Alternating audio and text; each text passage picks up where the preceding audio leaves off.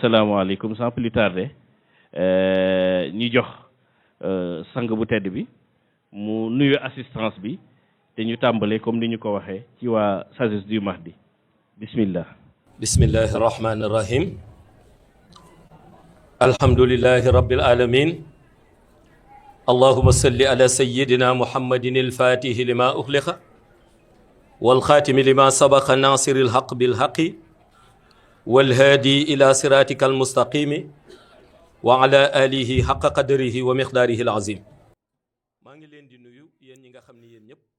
Je vous salue chaleureusement, chers représentants des organes de presse, ici à Médina Cheikh. Vous êtes présents pour nous adresser vos questions, auxquelles nous répondrons par la grâce de Dieu, de manière claire et précise. Soyez donc les bienvenus, je reste entièrement à votre écoute.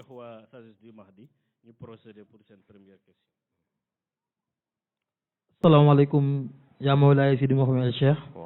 Assalamu alaikum à l'ensemble de l'auditoire et à l'ensemble des journalistes. Donc notre première question est en rapport avec la République islamique d'Iran qui traverse des moments de tension et de fragilité marqués.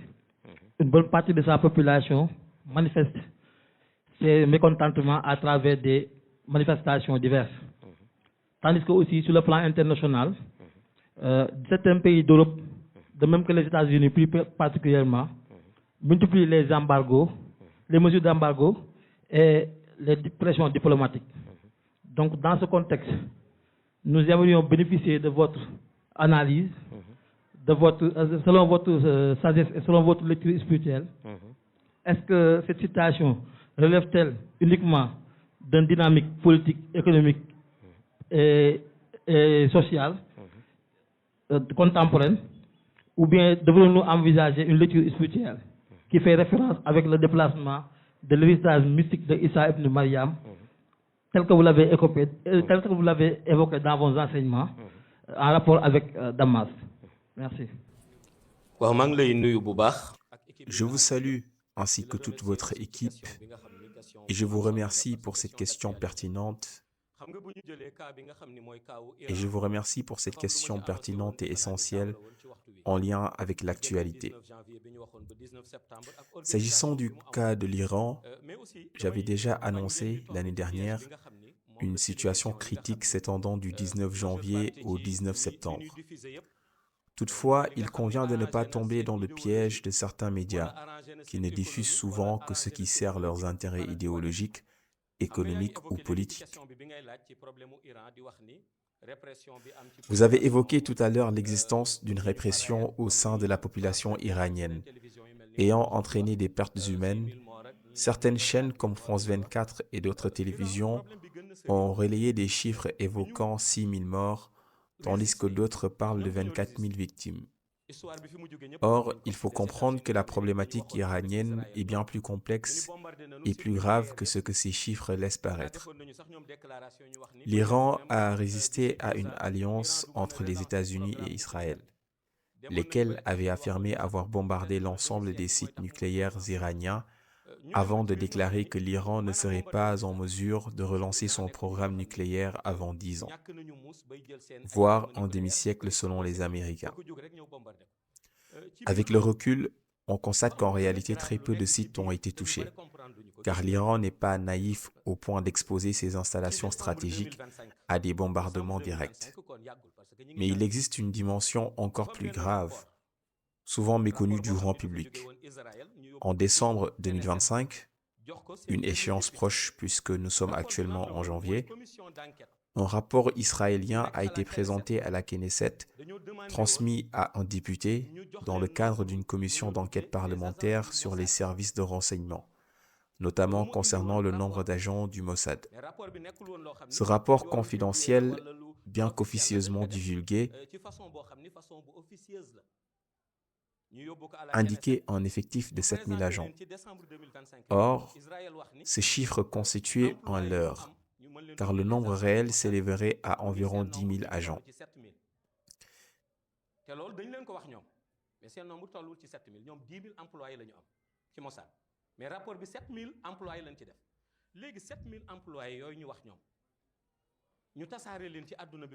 Ces agents sont déployés à travers le monde dans une logique de déstabilisation, afin de créer les conditions favorables à une intervention militaire, à une infiltration interne ou à un affaiblissement économique des pays ciblés, permettant à Israël d'atteindre ses objectifs stratégiques. De son côté, l'Iran dispose également d'un important réseau de ce type. Ce que l'on qualifie de répression ou de coupure d'Internet en Iran est en grande partie le résultat des actions menées par des agents du Mossad et de la CIA.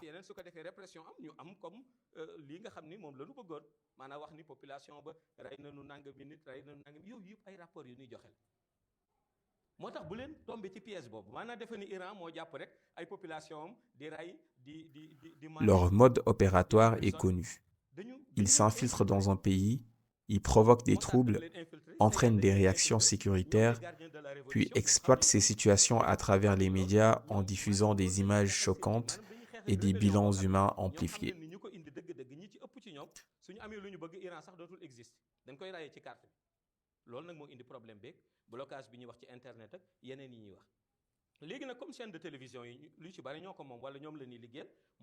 C'est pourquoi j'insiste sur le fait de ne pas tomber dans ce piège. Beaucoup pensent que les autorités iraniennes répriment leur propre population, alors que le pays est en réalité infiltré par des services de renseignements étrangers. Les gardiens de la révolution en sont pleinement conscients.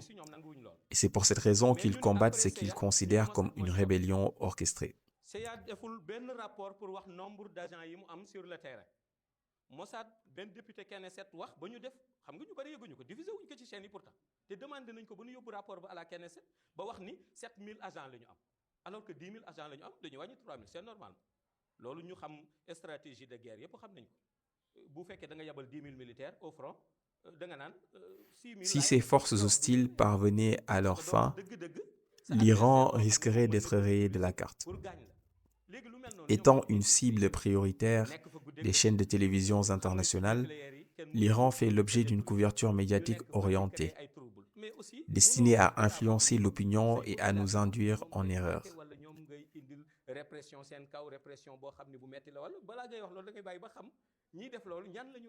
Il est communément admis que la CIA figure parmi les services de renseignement les plus efficaces au monde, bien que ce point soit contesté par certains, notamment les Russes. Juste après la CIA vient le Mossad, qui dans une stratégie de guerre communique volontairement des chiffres erronés. Révéler la totalité de ses capacités à un adversaire reviendrait à lui donner les moyens de nuire. C'est pourquoi de faux chiffres sont diffusés. Ainsi, avant de juger le régime en place, il est indispensable de comprendre les motivations profondes et les causes réelles de ce que l'on appelle la répression. Pour ma part, j'avais annoncé qu'il n'y aurait pas de stabilité durable dans ce pays, car la situation est profondément mystique. Et se relever tout en combattant des infiltrations permanentes est extrêmement difficile. L'Iran traverse aujourd'hui une période sombre et fait face à des menaces répétées de la part des États-Unis, qui annoncent l'acheminement de leurs navires de guerre et de leur armada vers le Moyen-Orient. Ce que je tiens à dire, c'est que si par malheur l'Iran venait à s'embraser, l'ensemble du Moyen-Orient serait entraîné dans ce conflit. L'Iran joue un rôle central dans la stabilité régionale et dispose d'une puissance militaire et de frappe capable d'atteindre de nombreuses bases américaines dans la région. Prions donc pour la paix dans cette zone, car il s'agit d'une situation extrêmement complexe, marquée avant tout par un problème profond d'infiltration. Assalamu alaikum. Sokhna Rokhaya Diop, représentante de la chaîne Nour El Moutal Sam TV. Notre question concerne la spiritualité et la mission universelle. Notre question est la suivante. Sidi Mohamed El Cheikh, dans un monde dominé par des alliances de puissance militaire, économique et idéologique, sur quoi repose concrètement la force d'une mission spirituelle appelée à s'imposer à l'échelle universelle?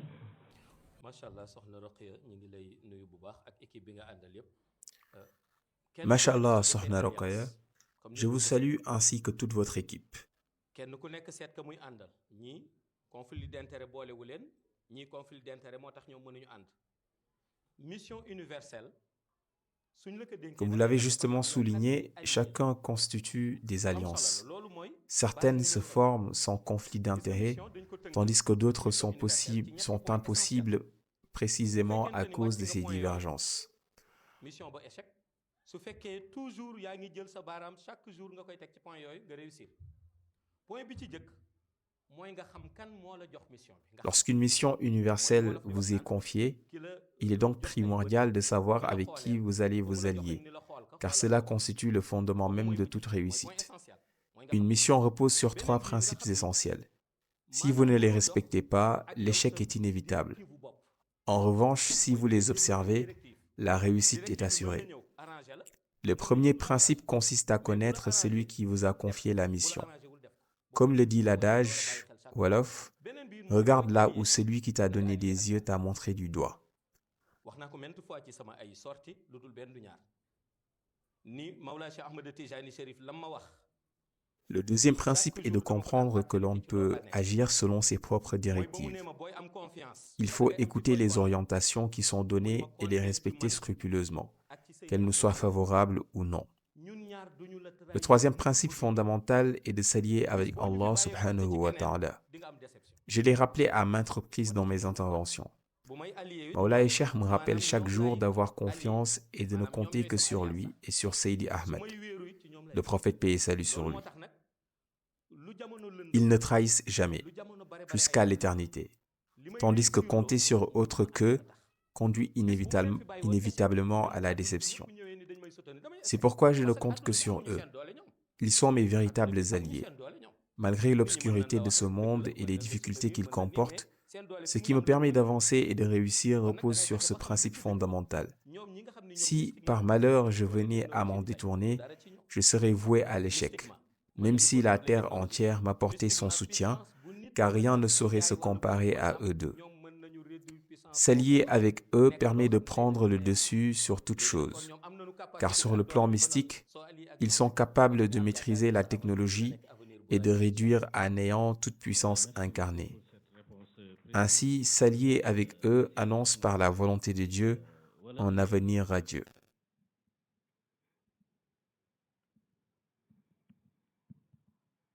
asalaamaaleykum Seydi Mouhamed El Cheikh. Waaleykum salaam. di nuyu aussi sunu naataango yu ñu bokkal plateau bi yëpp. xam naa question bi ñu amoon rek mooy jëm ci wàllu actualité nationale du pays Sénégal mu mel ni sax dañ ko xaw a fàtte ndax. Assalamu alaikum Seydi Mouhamed El Cheikh. Nous vous saluons ainsi que l'ensemble des représentants de la presse. Notre question porte sur l'actualité nationale du Sénégal. Une actualité marquée par la récente victoire de l'équipe nationale de football à la Coupe d'Afrique 2025. Cet événement n'a pas masqué la situation politique tendue à la tête de l'État, marquée par une opposition entre deux blocs, celui du président de la République, son Excellence M. Bassirou Diomaye Diakhar Faye, et celui du Premier ministre. Les débats étaient tendus, à tel point que des propos malveillants ont été adressés à l'endroit du président par des individus affiliés au parti PASTEF. Il y a eu beaucoup d'agitation des deux bords. D'une part, il y a une restructuration de la coalition Diomaye Président. D'autre part, le Premier ministre a organisé une remobilisation de sa base. Une situation qui a plongé le pays dans l'incertitude, malgré les tentatives de médiation. Quelles sont selon vous les véritables causes de ces tensions au sommet de l'État ? waaw maa ngi lay nuyu bu baax ak sa équipe muy Waladou Niyaati TV xam nga li ñuy faral di wax rek yàgg nañ ko di wax di ko répété waat. Je vous salue également ainsi que toute votre équipe de Waladou Niyaati TV. Vous savez, nous avons l'habitude de le rappeler. Ils évoluent dans le champ politique et nous devons nous garder de toute précipitation. En politique, tout est possible. Des alliances peuvent se former, permettre une victoire commune, puis se dissoudre par la suite, chacun choisissant alors sa voie. Ainsi, tous les scénarios sont envisageables. Cependant, avant d'adhérer à ce type d'hypothèse, il convient d'abord de constater s'il existe réellement un problème. Or, dès lors que les principaux acteurs affirment qu'il n'y a aucun différend, je ne vois pas pourquoi nous nous épuiserions à en créer un de toutes pièces.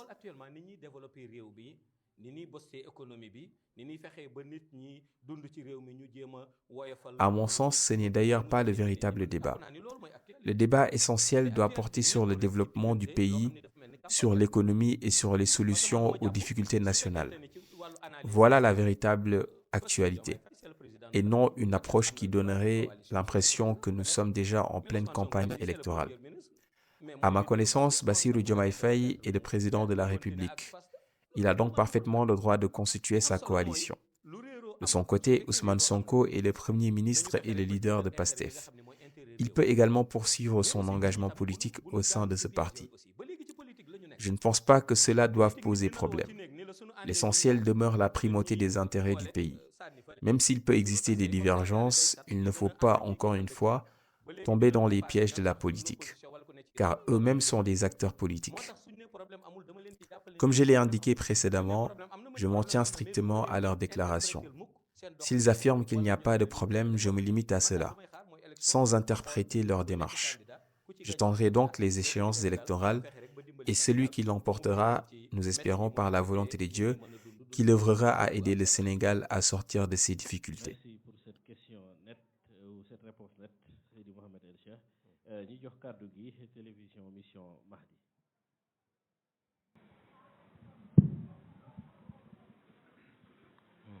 Assalamualaikum warahmatullahi taala wabarakatuh. Seydi Mouhamed El Cheikh. Papa Kébé Samb, télémission Mahdi. Ma première question porte sur la Coupe d'Afrique des Nations organisée par le Maroc.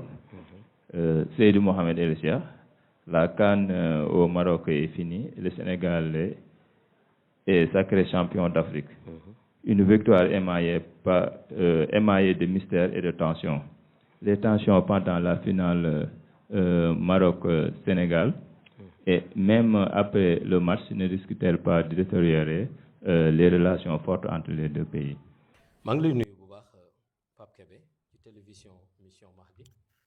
Je vous salue, Pape Kébé de Télémission Mahdi. Vous dites souvent que la victoire du Sénégal est émaillée de mystère et de tension. Mais pour ma part, je n'y vois ni mystère ni tension. Ce que j'ai vu, c'est du beau football. Des joueurs talentueux qui ont mérité leur victoire. Rappelez-vous du dernier mondial, France-Argentine. Certains joueurs entraient dans la surface au moment d'un penalty et d'autres sur le terrain. Si cela se produit en Afrique, on en fait immédiatement des histoires là où il n'y en a pas. J'ai regardé la finale, j'ai vu une équipe sénégalaise talentueuse jouant en beau football avec de belles passes et réussissant à isoler pendant 45 minutes un grand joueur adverse qui n'a pratiquement pas touché le ballon. Et au final, le Sénégal a gagné. Il n'y a donc pas lieu de parler de mystère ou de tension. Le Maroc et le Sénégal ne peuvent pas avoir de problème, car nous entretenons de fortes relations. Il faut simplement laisser le temps aux Marocains de digérer la défaite, car ils attendaient depuis plus de 50 ans pour remporter cette coupe. Quand on regarde le parcours du Maroc, il a été exemplaire. Leur entraîneur a même dit que même si le Maroc était considéré comme premier en Afrique, il n'était pas encore premier. Il fallait gagner la CAN pour être roi d'Afrique. Il avait précisé que si le Maroc n'atteignait pas les demi-finales, il démissionnerait. Ils ont donc toutes les infrastructures, ont organisé la CAN chez eux, pensant que cette fois-ci, la coupe serait pour eux et avaient même préparé leur bus pour la parade après le sacre. Et voilà qu'une équipe très forte comme le Sénégal vient leur donner une leçon de football et gagner. Il faut comprendre la déception des Marocains et leur laisser le temps de digérer la défaite. Ceux qui parlent de mystère ou de tension amplifient artificiellement la situation. Comme je l'ai dit dans un bayan, ce que Pape Thiaw, le sélectionneur, a fait durant la finale correspond à ce que le prophète paix et salut sur lui a enseigné concernant l'injustice. Boycotter une situation lorsqu'on n'est pas d'accord avec une injustice. C'est ce que Pape Thiaw a fait en faisant sortir ses joueurs du terrain, bien qu'il connaissait les conséquences possibles. La CAF aurait pu attribuer la victoire au Maroc sur tapis vert. Il n'avait pas d'autre choix car l'arbitrage était saboté. un but valable refusé, l'arbitre sifflant avant la fin de l'action pour ne pas consulter la VAR, et quelques instants plus tard, un penalty imaginaire contre son équipe. C'est pourquoi je dis que cela dépasse le simple football. Il s'agissait de combattre une injustice.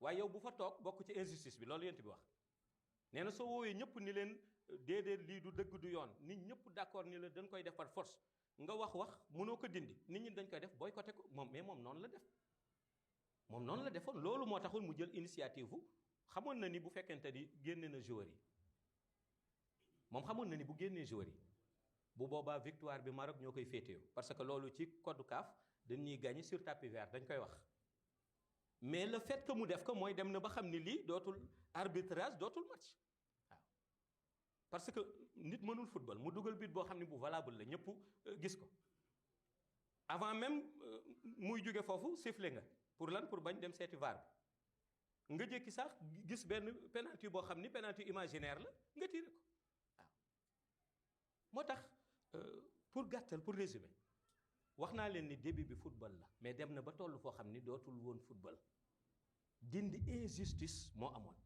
waaw léegi nag li ma doon nettali gaañi rek ndax xam nga li may faral di wax man bëgguma di bare lu may wax ci match yu ñëwagul wala match yu passé ndax maa ngi wax sax ni bu ñu sëriñ yi di wax ci internet bi dimbali woon tuuti ci match yi rek ñu mën a am jàmm tuuti waaw ndax bari na ñu ci commentaire di ci wax fekk xam ni sax match na mu demee bëgguma di ci wax ndax analyse kenn ku nekk mën nga ko def selon yow sa vision mais gis nga dafa am réalité yoo xam ni dafay am ci jongante waa xadara bi ñu ngi ni toog mën nañ ma seede. Je n'ai pas l'habitude de parler avant les matchs. Et ceux qui font des pronostics n'ont rien compris à la réalité des confrontations. Les gens de la Hadara qui étaient avec moi le matin de la finale peuvent témoigner. Nous étions sur le chantier et ils parlaient du match du soir. Je leur ai dit, celui qui attend le jour J pour gagner la finale ne la gagnera pas.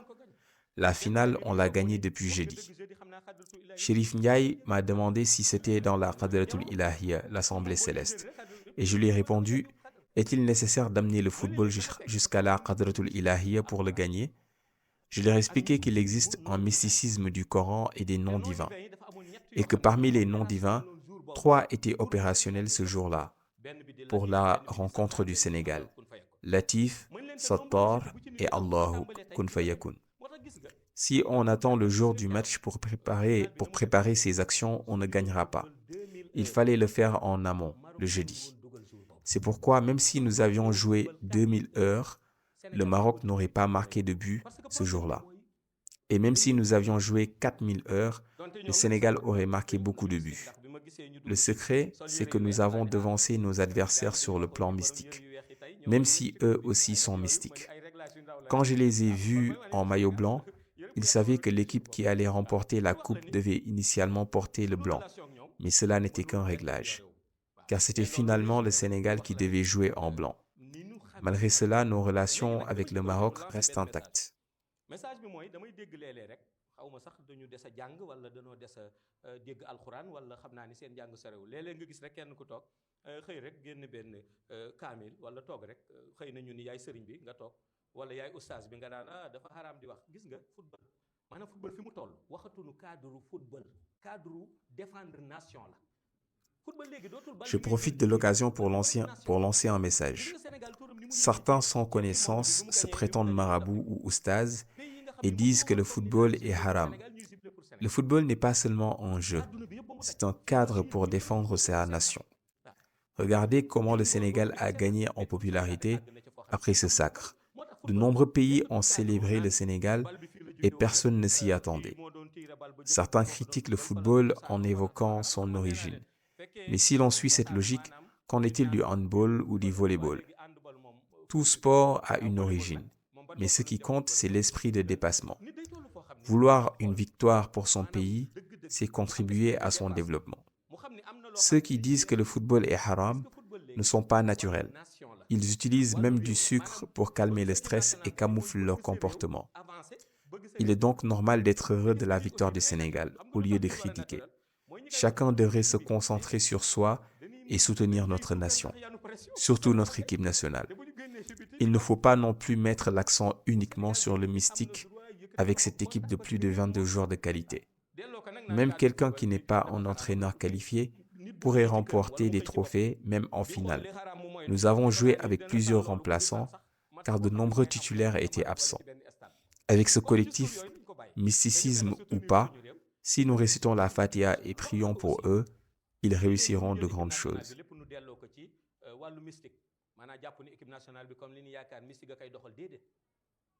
Même mystique bu fekkente ni am na lu mu ciy doxal ñaan ba xëy na 1% la wala 2%.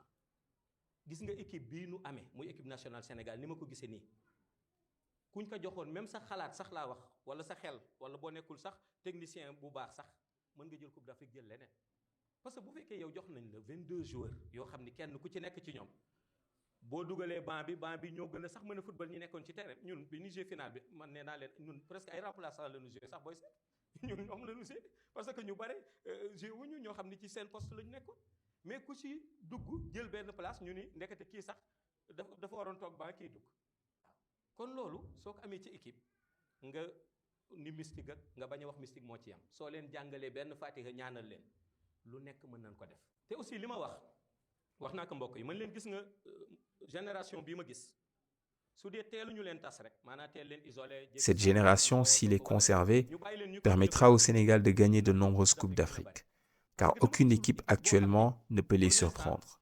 Même l'Égypte, qui considérait le prochain match comme une revanche après la défaite de 2022, a été complètement dépassée.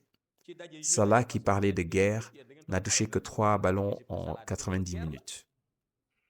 Ousam Assane dafa ni woon bi ñu leen gagné 2022 reeru ni même bi ñu leen éliminé encore coupe du monde ba ca dem ba aussi bokk na ci lu ko gën a metti mais bi mooy vengeance bi mais fu ñu mujj xam nga Salah dafa ni woon guerre la man dama ko tooñ après sax ma ni moom de guerre la boo xam ni moom boo ko laajee ñaata yoon la laal ba est-ce que du ñetti yoon xaw ma ci 90 minutes kon nga xam ni jeunesse bi ñu am ay xale yu am 18 ans ñii 22 ans xale yu am talent lañu suñu leen jàngalee Fatiha ñaanal leen rek ñii mën nañu fexe lépp lu Sénégal ñàkkoon ñu indiwaat ko parce que nag bu nu Enfin, il y a un enjeu financier. Gagner la CAN rapporte beaucoup au pays. Et imaginez ce que représenterait une victoire en Coupe du Monde. Si cette équipe continue sur cette lancée, le Sénégal pourra générer des revenus importants. Continuons donc à prier pour eux, à les soutenir et laissons le Maroc digérer sa défaite. 50 ans d'attente, c'est long. Et il faut respecter cela. dinañu mën a digérer tuuti défaite bi ba pare ñu leen di nag soogay jël mais mënuñu leen jël rek ni kontaan leen léegi mënuñu kontaan c'est normal dañ ko xaar 50 ans ñun aussi nañ leen may 6 mois au moins wala 1 an après ñu kontaanaat ñu continuer ànd nekk ay xarit loolu mooy li ci nekk. Merci Seydi Mohamed El Cheikh, un message très détaillé. Nous donnons la parole à Ayni Nour TV.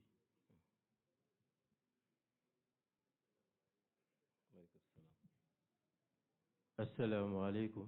Seydi Mohamed El Cheikh, Mohamed Nia, représentant de Ayni Nour. Assalamu alaikum, Seydi Mohamed El Cheikh, Mohamed Nia, représentant de Ayni Nour. Au Sénégal, nous savons que l'accès aux soins est très difficile pour la majeure partie de la population.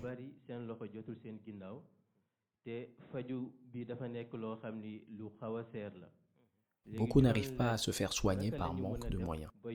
Selon vous, que doit-on faire pour faciliter l'accès aux soins à toute personne, quels que soient ses moyens? Mohamed, je vous salue, ainsi que toute votre équipe.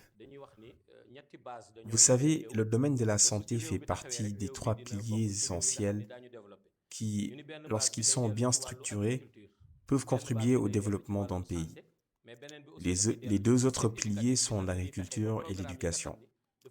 Avant de parler d'éducation et d'agriculture, il est indispensable de se pencher sur la santé, car une personne qui n'est pas en bonne santé ne pourra ni cultiver ni étudier correctement.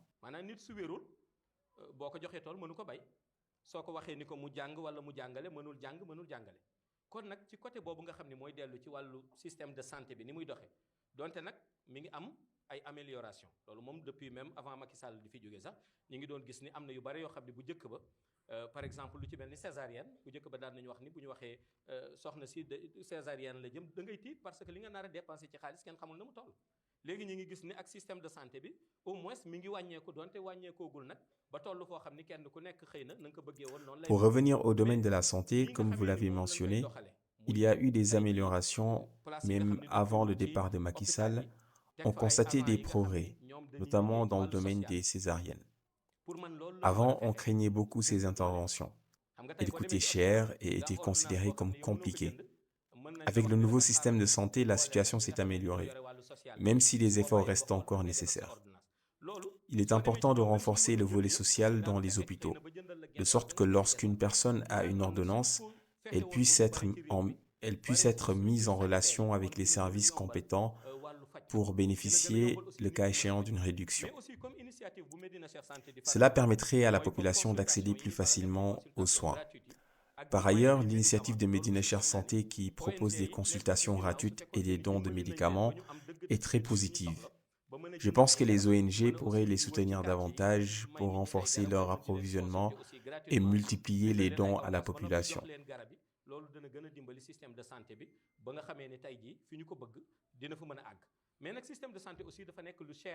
Ce qui aurait un impact significatif sur le système de santé et son évolution.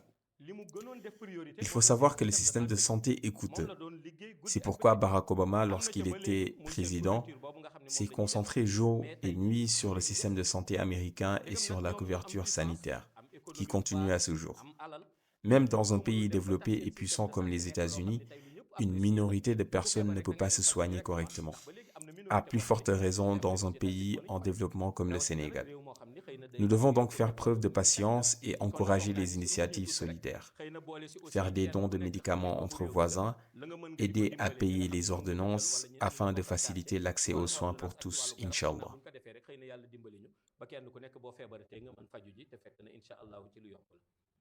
Merci beaucoup, Seydi Mohamed El Cheikh, pour cette réponse. Nous donnons la parole à Médina Cheikh TV pour sa première question.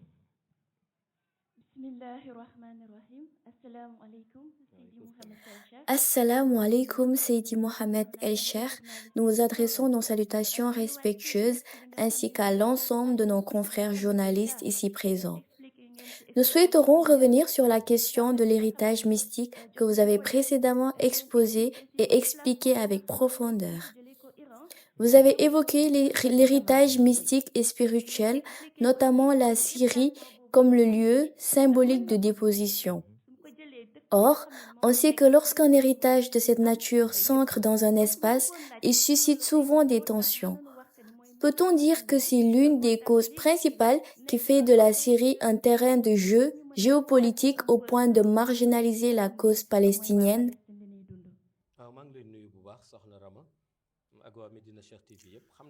Je vous salue, Sokhna Rama, ainsi que toute l'équipe de Médina Cher TV. Oublier ce que vit la Palestine n'est pas chose facile, car aucun musulman ne peut rester indifférent face à la situation difficile qu'elle traverse. Par ailleurs, ce qui s'est produit autour de l'héritage mystique redessine profondément les événements en cours au Moyen-Orient. Récemment, Donald Trump a déclaré qu'il envisageait de déployer un armada nucléaire, notamment 2 porte-avions dont le déplacement représente un coût extrêmement élevé. Même s'il s'agissait d'un simple effet d'annonce, leur déploiement demeure en elle-même très onéreux. Par la suite, nous avons entendu une déclaration des Émirats arabes unis s'opposant à l'utilisation de leur territoire pour bombarder l'Iran. Plus récemment encore, l'Arabie saoudite a exprimé la même position. Beaucoup s'en étonnent, sachant que ce pays est un allié des États-Unis. Pourtant, cela paraît logique. L'Iran dispose de la capacité de lancer des missiles contre les bases américaines. Et toute attaque entraînerait inévitablement une riposte. C'est pourquoi, à l'heure actuelle, chacun cherche à éviter les risques, y compris la Syrie, en attendant de savoir sur quel territoire une éventuelle guerre pourrait se dérouler.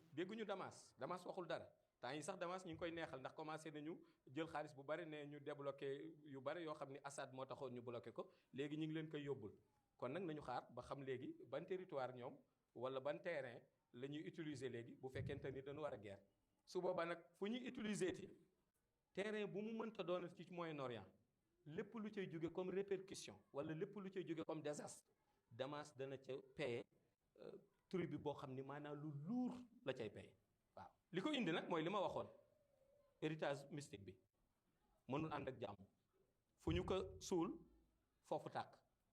Damas, toutefois, subirait les conséquences de l'embrasement de la région, en lien avec cet héritage mystique. Il s'agit là d'une annonce attribuée au prophète Mohammed, paix et salut sur lui, selon laquelle, au moment où Isa ibn Maryam descendra, Damas serait sous les décombres. Ainsi, les épreuves que le monde musulman pourrait connaître se concentreraient en ce lieu. Dans la mesure où l'héritage mystique évolue avec une organisation qui lui est propre, nous attendons de voir la suite des événements. Jeudi dernier encore, des tractations ont eu lieu entre Raïb et Shahada, afin d'atténuer la situation susceptible de se produire prochainement. Pour l'instant, toutefois, aucun aboutissement n'a été obtenu, car l'héritage mystique demeure en place avec son organisation. Et tant que celui qui doit se prononcer ne s'est pas encore exprimé, nous ne pouvons qu'attendre sa parole. Le moment venu, nous vous en dirons davantage.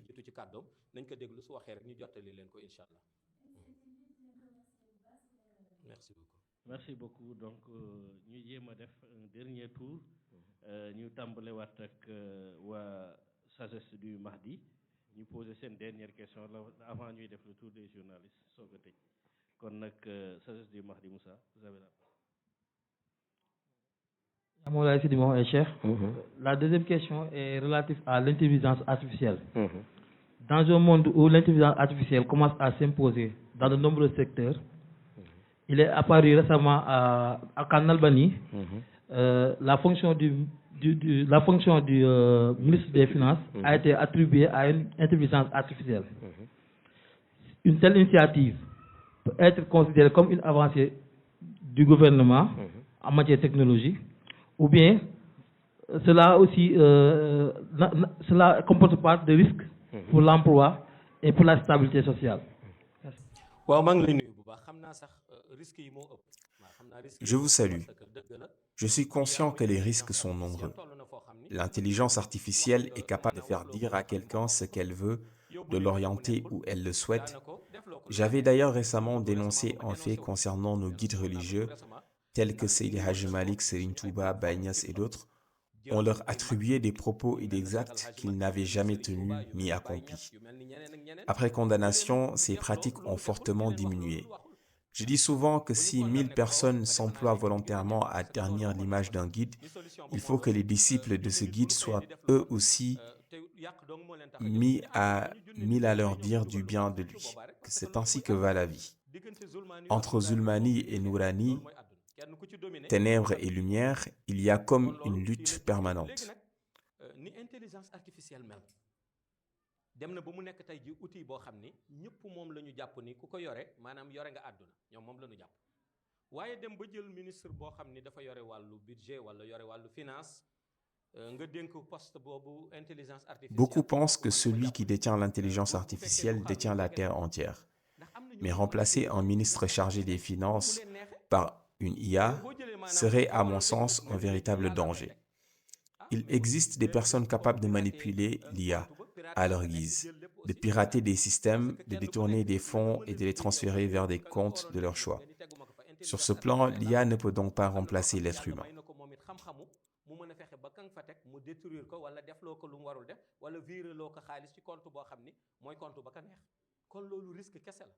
léegi nag xëy na àdduna mooy doxe noonu maanaam bis bu nekk nit ñi ngi xalaat bis bu nekk nit ñi ngi jéem a évoluer bis bu nekk nit ñi ngi jéem a xool nan la ñuy fexee ba dépasser limite bu ñu nekk dem nañu ba prédire même ni xaw ma sax du yàggati tuuti dinañ dem dëkk ca kaw weer ba xaw ma demoon nañu ba wax ni 1000 personnes di ñu fa dëkk xam nga yooyu boo ko dégloo daf lay delloo si ci ni Le monde évolue et les gens découvrent sans cesse de nouvelles choses qu'ils expérimentent. Certains vont jusqu'à prédire que des milliers de personnes pourraient un jour habiter au-dessus de la Lune. Lorsqu'on entend de telles idées, on se dit que leurs auteurs disposent de moyens considérables et n'accordent plus de valeur à l'argent, ni même à la réflexion. Car prétendre construire un bâtiment sur la Lune demeure inimaginable. Allah, exalté soit-il, a fixé des limites à l'être humain. Certes, il peut lui accorder une science qui permet de créer des avions, des fusées ou l'intelligence artificielle. Mais il faut se rappeler que c'est toujours Allah qui demeure au contrôle. utiliser ko pour véhiculer message boo xam ni message yu vérité la loolu mooy njëriñ li ci des yëpp nga utiliser ko pour caricaturer nit soo caricaturer nit nit ki du moom wax naa ko ñi doon caricaturer mag ñi ma ni boo caricaturer nit mais nit ki du moom man leen mais ñi ma doon combattre en 2016 2017 lan na nin daj ci caricature nan la toll est-ce que ñu caricaturer man la maa ngi continuer di dox sama mission di wax sama wax di sol sama sol nit ñi di photo naan macha allah ana caricature amul sens da ngay perdre temps pour rien. Pour ma part, ce qui importe dans l'IA, c'est de l'utiliser dans le travail et pour véhiculer un message de vérité. Ceux qui l'emploient pour caricaturer les autres s'épuisent inutilement, car chacun sait que ce n'est pas la véritable personne. J'en ai moi-même fait l'expérience en 2016-2017. Pourtant, j'ai poursuivi ma mission avec sérénité, en harmonie, et les gens continuent à venir vers moi et à prendre des photos avec moi. La caricature n'a donc pas de sens.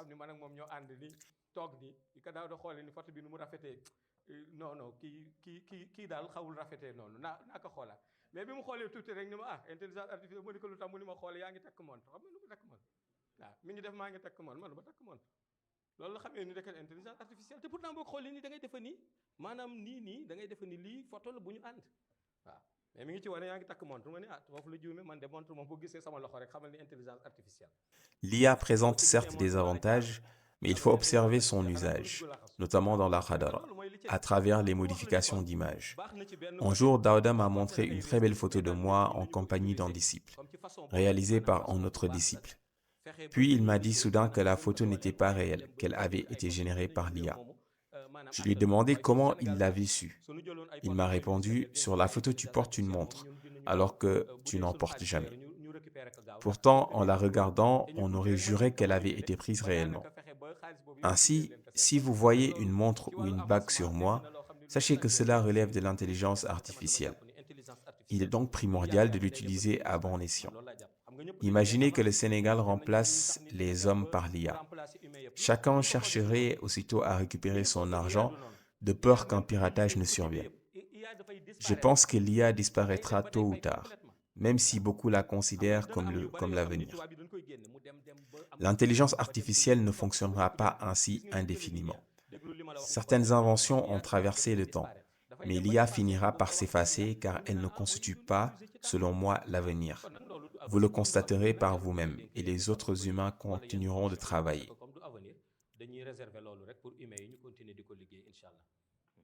Merci d'avoir cerné cette question sur l'intelligence artificielle. Le deuxième journaliste de Nouril Moutalsam, vous avez la parole. Salam alaikum. Wa alaikum salam. Bonsoir, Seydi Mohamed. Moi, c'est Seydi Mohamed El Cheikh. Je suis Aline Dion, votre confrère sur la chaîne de télévision Nouril Moutalsam TV. On va rebondir sur l'actualité internationale. Il s'agit des États-Unis, ceux qu'on appelle les gendarmes du monde. Et dans un contexte où les États-Unis ont ordonné une opération militaire au Venezuela, entraînant l'enlèvement du président Nicolas Maduro, comment ne pas s'interroger sur une application à géométrie variable, c'est-à-dire les principes de souveraineté et de non-ingérence défendus par les Nations Unies, alors que Washington, en tant que membre permanent du Conseil de sécurité, en tant que détenteur du droit de veto, il semble immuniser ses propres actions contre les condamnations internationales. Quelle lecture vous en faites? Aline Dione, maa ngi lay remercier bu baax ak Nouril Moutalsam TV yëpp comme ni nga ko waxee rek ni les gendarmes du monde xëy na looloo tax sax ñu mën a fekk président. Aline Dione, je vous remercie, ainsi que toute l'équipe de Nouril Moutalsam TV. Comme vous l'avez souligné, les États-Unis se présentent comme les gendarmes du monde.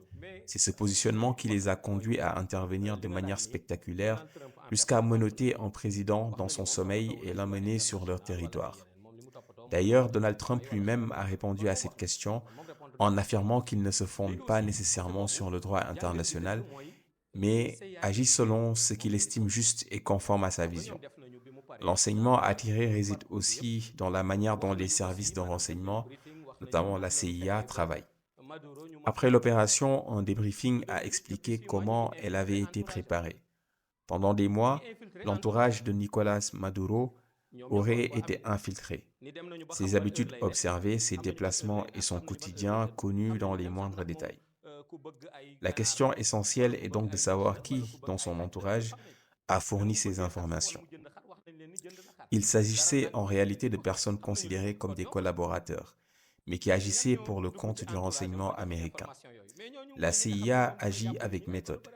Lorsqu'elle intervient dans un pays, elle ne met pas forcément en avant des agents étrangers facilement identifiables, mais s'appuie plutôt sur des personnes locales en qui l'on a confiance.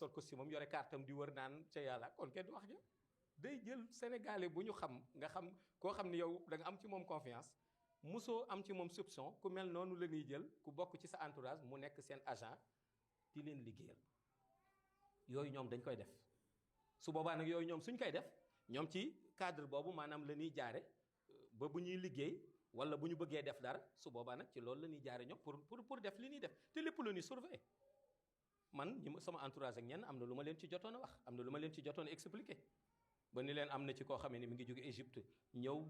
Pour ma part, j'ai déjà été confronté à ce type de situation et j'en ai averti certains proches. J'ai compris à travers certaines rencontres et certains gestes les intentions réelles des personnes qui cherchaient à se rapprocher de moi. Ainsi, un agent venu d'Égypte est venu me voir un jour et je savais pertinemment ce qu'il voulait. Il m'a confié avoir écouté mes causeries, qu'elles lui avaient plu et qu'il croyait en moi, allant même jusqu'à sortir de l'argent pour me l'offrir en cadeau. Mais je connaissais ses intentions, ainsi que l'identité de son agent de liaison. Par la suite, j'ai averti mon entourage et je leur ai indiqué à quel moment il viendrait leur rendre visite en France.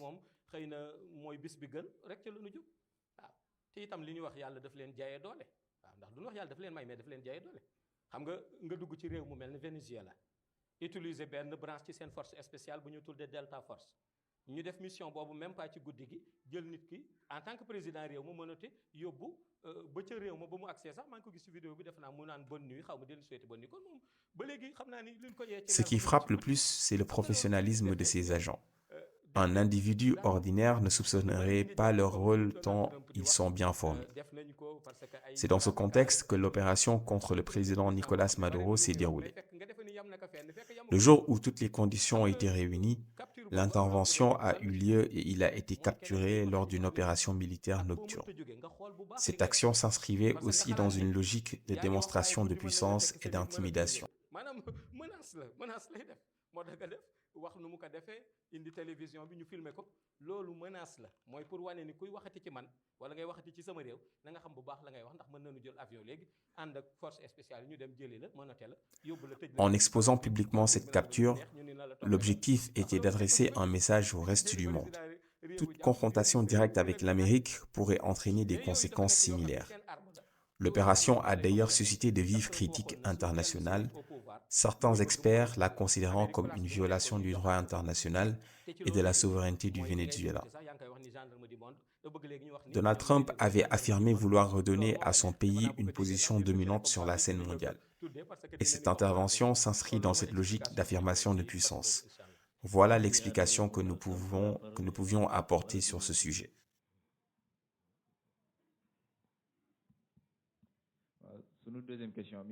Notre deuxième question porte sur les phénomènes naturels actuellement observés aux États-Unis, notamment une vague de froid extrême touchant également le Canada. Aux États-Unis, cette vague de froid a provoqué la mort de 38 personnes. Suite à la dernière séance de la Diwanul Hira, vous aviez annoncé que 11 États seraient touchés par des phénomènes naturels en guise de punition.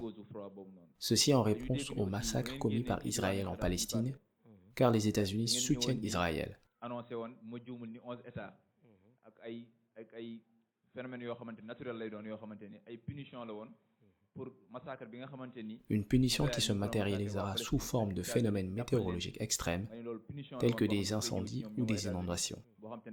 Nous aimerions savoir si cette vague de froid fait partie de ces punitions ou devons-nous attendre à pire par rapport à ces phénomènes aux États-Unis. On doit s'attendre à pire ci phénomène naturel yooyu nga xamante ni mooy s'abattre ci aux États-Unis.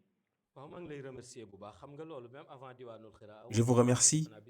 Vous savez, même avant Diwanul Hira, je l'avais dit lors du séisme qui a frappé la Syrie et la Turquie. J'avais affirmé que l'Amérique ne peut être vaincue par les armes.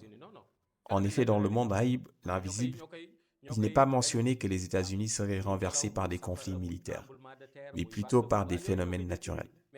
Le vent, le feu, l'eau, les tremblements de terre, les vagues de froid.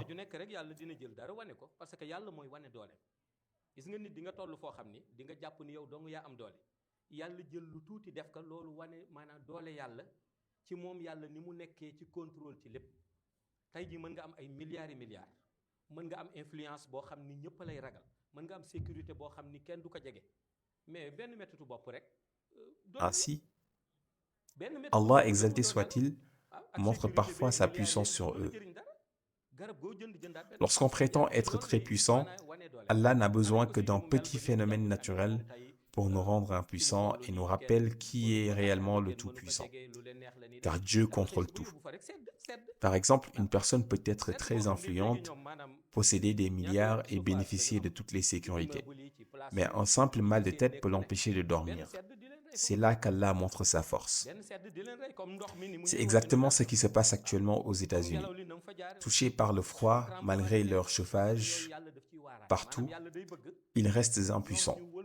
Il en va de même pour les récentes inondations, vents violents et tremblements de terre. Allah exalté soit-il agit ainsi pour leur donner une leçon et leur faire comprendre que c'est lui qui est au contrôle.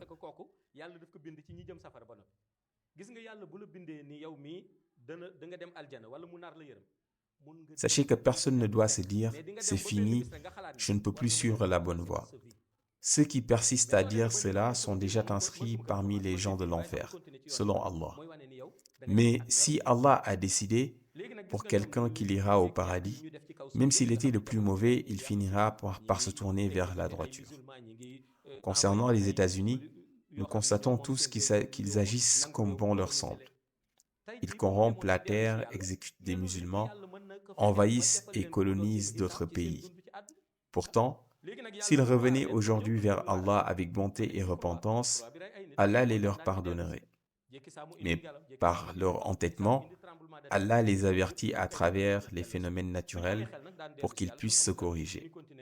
S'ils comprennent, ils changeront. Sinon, ils diront, comme beaucoup le font, que ce ne sont que de simples phénomènes naturels.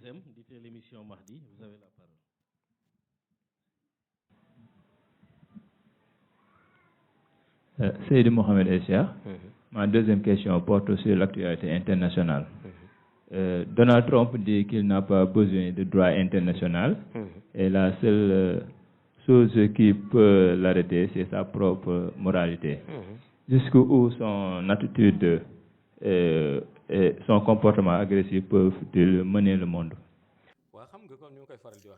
Vous savez, comme je vous l'ai dit, nous n'allons pas nous comporter comme des psychologues ou des analystes pour décortiquer les discours de Trump.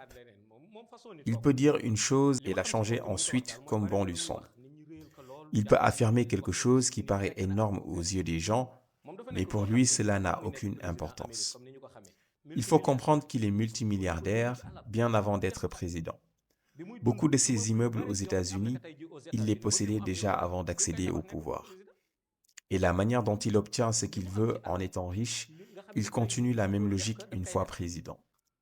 On l'a même entendu dire, à propos de la prochaine Coupe du Monde, que les supporters sénégalais n'iraient pas au stade pour encourager leur équipe, affirmant que pour les Africains, ce n'est pas la peine de venir.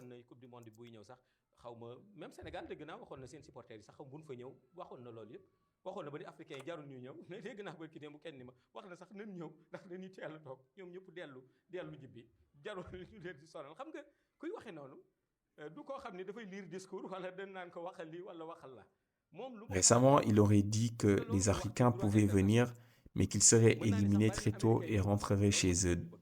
Donc, ce n'est pas la peine de se fatiguer. Une personne comme lui ne se soucie pas vraiment de ses discours. Il dit simplement ce qu'il pense. Concernant le droit international, beaucoup d'Américains approuvent sa position, car selon eux, Trump fait toujours ce qu'il dit. Si c'était un autre président, il respecterait le droit international et les règles. Mais Trump a clairement affirmé que ce n'est pas son problème. Il agit selon ce que sa propre moralité lui dicte. Nous prions pour qu'Allah exalté soit-il nous préserve de ce genre de personne, qui n'a aucune limite et agit uniquement selon sa moralité. Nous demandons également à Allah de nous accorder des dirigeants qui connaissent leurs limites, qui ne font pas tout à leur guise et qui sont conscients qu'ils devront rendre des comptes devant le Créateur. C'est très important.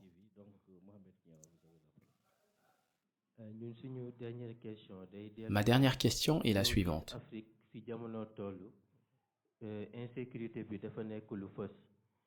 Le continent africain vit une période agitée, marquée par une insécurité profonde et des transitions politiques chaotiques, comme en atteste la récente tentative de coup d'État au Bénin qui a échoué. Comment peut-on renforcer la démocratie tout en garantissant la stabilité et la sécurité des pays? Si l'on parle de l'Afrique, nous sommes tous témoins de l'insécurité et des coups d'État. Et cela nous concerne directement, car le Mali est un pays voisin. Il y a des djihadistes organisés en réseau et il est difficile de savoir s'il s'agit d'Al-Qaïda, de l'État islamique ou simplement de banditisme. C'est pourquoi nous devons surveiller nos frontières et identifier ceux qui entrent dans le pays. Cela n'a rien à voir avec le racisme ou autre. C'est une simple mesure de sécurité. Dans notre pays, il existe également des problèmes d'insécurité. Le ministre de l'Intérieur l'a reconnu et a promis d'organiser des patrouilles avec la police et la gendarmerie lors des événements majeurs, manifestations et autres, afin que la population puisse vivre en paix.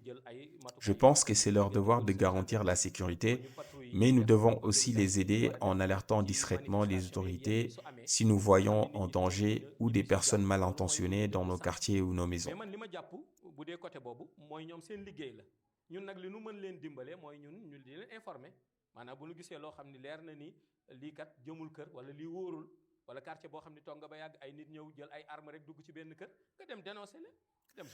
La gendarmerie se chargera du reste, sans que personne ne sache que c'est vous qui avez signalé. C'est ce qui manque actuellement. Les gens ont peur de dénoncer, mais il faut anticiper et agir. Cela rendra les interventions plus efficaces et facilitera le travail des forces de l'ordre, car il est impossible de placer un policier devant chaque maison. wala agent bu nekk ñu tekk ci buntu kër mënuñu loolu kon population bi aussi ñoo leen moo di jàppale ci wàllu vigilance ak ci bu ñu gisee lu ñu xamul ñu mën a yëgle ni gis nañu kat lu ñu xamul du kenn du jàpp kooku mais dañuy ñëw vérifier enquête ba xam lan la bu dee lu normal ñu bàyyi mu continuer bu dul lu normal ñu teel ko arrêté balaa loolu di jur jiyee kooku mooy côté bi nga xam ne mooy dem ci wàllu sécurité bi su dee li dellu ci wàllu politique comme ni ñu koy waxee rek ak coup d'état yi di am ak yooyu yëpp ñun daal nañu fexe ba li ñuy tuddee presse privée bi fii ci Sénégal doole bi ñu am nguur gi na fexe ba dimbali leen ñu continuer am doole boobu parce que gis nga nag presse privée bi bokk na ci ñi garanti démocratie bi fii ci Sénégal ma wax la ko presse privée bi bokk na ci ñi garanti démocratie bi fii ci Sénégal loolu moom mieux vaut nguur gi fexe def le maximum ci presse privée bi may leen doole xam nga lu tax ma wax ni bokk nañ ci ñi garanti démocratie bi mooy tey élection fii ci Sénégal toog naan dañ ma sàcc wax bu yàqu la élection kenn mëntu ko sàcc fii ci Sénégal. Pour éviter les problèmes politiques, les coups d'État et autres, je pense que le gouvernement du Sénégal doit soutenir davantage la presse privée, car elle fait partie des garants de la démocratie sénégalaise. Personne ne peut truquer les élections au Sénégal. Au bureau de vote, vers 18h, la presse privée publie tous les procès-verbaux permettant à chacun, depuis son salon, de calculer et de connaître le gagnant avant la proclamation officielle. Cependant, la presse privée doit aussi savoir où s'arrêter et rester professionnelle. Elle joue un rôle fondamental, mais elle doit toujours parler dans l'intérêt du Sénégal. Il est donc inutile de se battre ou de créer des tensions. Il suffit d'attendre les élections et de voter pour son candidat. Allah, exalté soit-il, aura le dernier mot. Dernière question avec Medina Cheikh TV. Vous avez Rama Guissé Diagne, MC TV, toujours ñëwaat rek si li nga xam ne nii Rama Guissé Diagne, MCTV. Nous revenons sur l'actualité sportive et sur les récentes déclarations de l'adjoint du sélectionneur de l'équipe de France, Guy Stéphane, concernant l'équipe nationale du Sénégal. Il a affirmé qu'ils ont visionné toutes les vidéos sur le Sénégal et qu'ils étudient l'équipe à la perfection, sachant que le Sénégal affrontera la France lors du prochain mondial.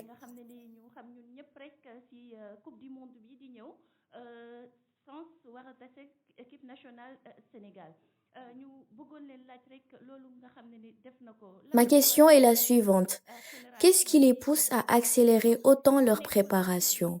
Ne s'agit-il pas d'une forme de bataille psychologique contre l'équipe nationale du Sénégal? Sokhna Rama, nous vous adressons nos salutations. Vous savez, la France n'a pas commencé directement ainsi, mais plutôt par différentes formes d'incitation dès qu'ils ont su qu'il pourrait y avoir des sanctions. Ils ont tout fait pour que la FIFA prenne des mesures afin de ne pas avoir à jouer contre le Sénégal. Ils ont œuvré en ce sens. Sur n'importe quelle chaîne que l'on ouvre, c'est comme si c'était eux qui jouaient la Coupe d'Afrique. Partout, ils réclamaient des sanctions, même pour 2 ou 3 matchs, jusqu'à ce que la FIFA prenne ses responsabilités avant qu'ils se taisent.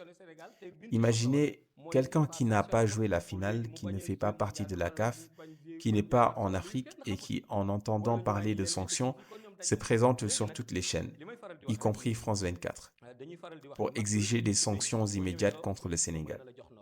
Celle qui les intéressait le plus était que la FIFA les empêche de jouer le mondial, ou certains matchs, ou avec un effectif réduit. Ils ont vraiment tout tenté. Ainsi, on peut dire que si un vieillard te précède dans une rencontre, il peut t'écouter, mais il ne se laisse pas surprendre parce que tu ignores, car il sait déjà où tu veux en venir. Quand j'ai entendu Guy Stéphane, il me semblait comme quelqu'un qui a pris un verre de lait caillé avec 2 morceaux de sucre et qui dit à l'enfant « viens goûter », alors que le lait lui appartient.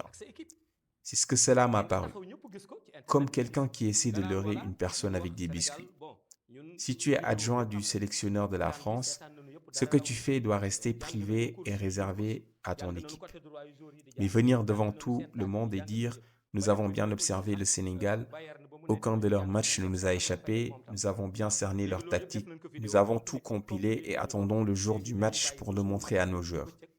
C'est un leurre infantile. Si c'était sa décision, il ne l'aurait pas dit publiquement. Le problème de la France est le système du Sénégal. Il mène une guerre psychologique pour amener Pape Thiaw à douter et à modifier sa tactique. Si j'étais Pape Thiaw, je ne changerais rien, car c'est exactement ce qu'ils veulent. Mais nous savons tous qu'un match ne se joue pas ainsi. Il faut surprendre l'adversaire avec ce que l'on a préparé. Le révéler, c'est tomber dans leur piège. Ce qu'ils ont vu ne leur est d'aucune utilité. Même un enfant bien formé peut surprendre. Comme on le dit, si tu élèves un mouton jusqu'à obtenir un bélier, c'est le premier qui te défiera. Ils ont vu 2 jeunes qui les ont surpris, Iliman Ndiaye et Ibrahima Mbaye. Et cela suffit à expliquer leur plainte. Leur jeu les dépasse, d'autant plus qu'ils proviennent de leur centre et qu'ils les ont formés eux-mêmes. Maintenant, ils essaient de faire douter l'entraîneur sur sa tactique, mais ils n'ont rien compris. te ñooñu li ñuy football boo ko xoolee dëgg da ngay xam ni même ñoom seen bopp ñoom xëju ci ndax seen ay centre la ñu jóge ñoom ñoo leen ko jàngal léegi nag dañuy fexe jouer ci psychologiquement ci entraîneur bi pour mu nekk faak di tiit ak naan jàng nañu côté bi jànguñu. Guy Stéphane connaît le Sénégal. Il a été sélectionneur ici. Ce n'est pas aujourd'hui qu'il va découvrir quelque chose qu'il ignorait jusque-là. Mais lorsque j'ai vu Mbappé pendant la CAN, j'ai compris qu'il venait observer comment jouent les futurs adversaires sénégalais, et non pour supporter Hakimi.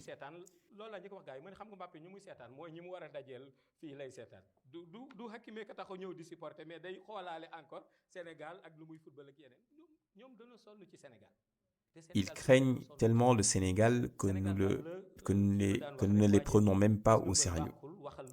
Le Sénégal, comme on le dit, est comme un lutteur. Il peut parler ou se vanter, mais tant que l'arbitre n'a pas sifflé, il ne fait rien. Ce qui concerne le Sénégal, c'est le coup d'envoi du match et rien d'autre. Au moment venu, ils verront le talent de nos joueurs. Et même si ce talent existe, il est renforcé par leur détermination. Ils savent bien que les joueurs sur lesquels ils comptent ne leur donneront pas la Coupe du Monde. Et ceux qu'ils considèrent comme supérieurs seront déçus s'ils ne font pas attention. Si jamais ils essaient de transformer l'affaire en un problème personnel, chacun aura sa part de responsabilité, car c'est une question de drapeau et de fierté nationale.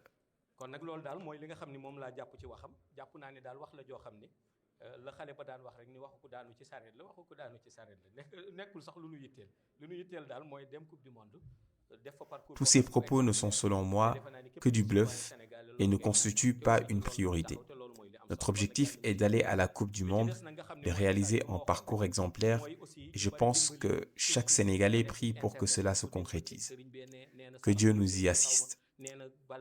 Enfin, je lance un message à ceux qui circulent sur Internet en citant tel ou tel marabout. Laissez ces choses de côté, car elles n'améliorent pas le sport. Comme le disait Serigne Cheikh Tidiane Sy Al Maktoum, celui qui donne son numéro après avoir parlé ne sait rien. Si quelqu'un était fort, ce sont les gens eux-mêmes qui chercheraient à obtenir son numéro. Ce genre de situation a un peu entaché la CAN. Et nous prions pour que ce ne soit pas le cas lors du mondial. Il est impossible de les faire taire. Ils recommenceront bientôt avec leurs scores et autres commentaires. Et certains les suivront. Mais nos joueurs ont du talent. Et si nous récitons la Fatiha et la Salatul Fatihi, ils iront loin. Et c'est l'objectif. Que Dieu nous y assiste. Voilà les réponses que nous pouvons apporter à vos questions. Merci beaucoup à l'ensemble des journalistes qui ont répondu présent. Sidi Mohamed El Cheikh, ñi nga xam ne ñooy défendre la cause palestinienne. am na benn question bu ñu yóbbante. moo tax cabinet bi jël en charge pour poser ko. nee nañ constaté nañu am na ay secours yi nga xam ne ay aide humanitaire la. jamono ji jot nañu ko ñi nga xam ne ñoo nekk foofu ca bande de Gaza ñu jaarale ko fa nga xam ne nag mooy buntu wala point de passage bi ñuy wax Rafah. boobu jamono nag ñu gis ne ba léegi ñu ngi dund fitna. mais am plan bi nga xam ne Donald Trump bi ñuy waxtaane sànq ba léegi daf ko proposé mu dem ci ne sax waa Israël dinañ retiré wu mais nag waa Hamas dañ leen di désarmer mu mel ni daal ñaari dogal yoo xam ne moom jëlal na ko boppam jàpp na ne moom mooy plan de paix bi ndax mën nañ sukkandiku ci loolu ba gis ne daal waa peuple palestinien mën nañu noyyiwaat tuuti ci plan bi nga xam ne moom la Je vous salue, le cabinet de communication ainsi que tous ceux qui défendent la cause palestinienne. Et je leur dis qu'ils œuvrent pour une cause très noble, que chaque musulman devrait soutenir. Qu'Allah les récompense. Vous savez, s'ils tiennent ces propos, c'est parce qu'ils ne veulent pas réellement la paix. Un plan de paix qui exclut le Hamas, dont les soldats sont présents dans la bande de Gaza et dont les citoyens soutiennent l'organisation et qui consiste à vouloir les désarmer pour imposer ses propres militaires, ne peut pas être un vrai plan de paix. Les membres du Hamas sont des militaires comme eux, des commandos. Vouloir les désarmer alors que la paix devrait être l'objectif montre que la paix n'est pas leur véritable mobile. Tout cela n'est qu'une manœuvre. Netanyahou, lui-même, a dit que même si l'État palestinien devait exister, il n'arriverait jamais jusqu'à la bande de Gaza. Celui qui fait de Gaza sa priorité tout en affirmant cela ne coopère pas réellement pour la paix. Ils continuent leur politique de renforcement d'Israël, de soutien au Mossad, visant à mieux envahir d'autres territoires, tout en minimisant et en affaiblissant les musulmans. Je ne pense pas qu'ils visent un plan de paix durable. Quant aux aides humanitaires qui passent par Rafah, c'est l'Égypte qui les a négociées, et non Israël ni les États-Unis. L'Égypte, voyant l'évolution de la situation et craignant d'être perçue comme ennemie de la Palestine, a accepté d'ouvrir le point de passage de Rafah pour améliorer son image. Si l'on demande qui a signé, l'Égypte dira que c'est Al-Sisi. C'était son objectif. Si cela ne tenait qu'à Israël ou à Trump, le point de passage de Rafah ne serait jamais ouvert. Et puisqu'ils coopèrent avec l'Égypte, qui gère également d'autres dossiers au Moyen-Orient, pour eux, ils acceptent ces mesures, car l'Égypte leur a fait comprendre que sans cette coopération, ils seraient perçus comme ennemis de la Palestine. Ainsi, le point de Rafah a été ouvert pour les convois humanitaires. C'est ce qu'ils appellent un plan de paix. De mon côté, je ne le vois pas ainsi. Parler de paix tout en voulant désarmer le Hamas et affirmer que même si l'État palestinien devait exister, il n'atteindrait pas Gaza parce que cette zone leur appartient. Ce n'est que du bluff. C'est destiné à leurrer ceux qui écoutent ou croient uniquement ce que montrent les télévisions, afin de détourner l'attention de la véritable cause palestinienne. Nous prions pour les Palestiniens, car Allah est la vérité, et seule la vérité triomphera, Inch'Allah. Allah fera un jour en sorte que la Palestine brandisse son drapeau, et qu'ils sachent que malgré toutes les persécutions et les offenses, c'est Allah qui leur donnera raison. Ce jour viendra tôt ou tard. Je prie pour qu'ils aient patience et force dans leur cœur jusqu'à ce jour, par la grâce du prophète sallallahu alayhi wa sallam. Nous remercions tous ceux qui ont été présents, ainsi que le cabinet de communication pour cette organisation. Nous vous donnons rendez-vous la prochaine fois, Inch'Allah, pour d'autres interviews avec Medina Cheikh TV, Inch'Allah.